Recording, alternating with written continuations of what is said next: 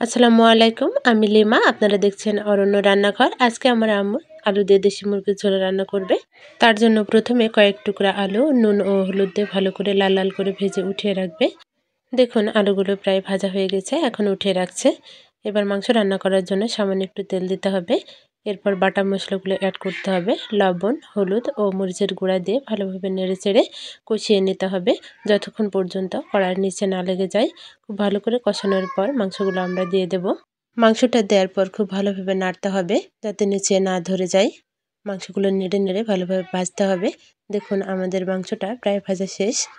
এবার আমরা কষানোর জন্য সামান্য কিছুটা পরিমাণ পানি দিয়ে দেব। পানি দেওয়ার পর খুব ভালোভাবে নেড়ে চেড়ে পানি শুকানো পর্যন্ত আমরা জাল করতে থাকব। দেখুন আমাদের পানিটা প্রায় শুকিয়ে এসেছে। এবার অনবরত নাড়তে হবে মাংসটার কালার চেঞ্জ না হওয়া পর্যন্ত। মাংসটা ভালোভাবে কষানো হয়ে গেলে এবার সামান্য পরিমাণ ঝোলের পানি অ্যাড করতে হবে। দেখুন আমরা ঝোলের পানিটা দিয়ে দিলাম। যতটুকু পরিমাণ ঝোল রাখবো তার উপর নির্ভর করে আমাদের পানিটা দিতে হবে। দেখুন আমাদের মাংসটা ফুটে এসেছে। মাংসটা প্রায় হয়ে গিয়েছে।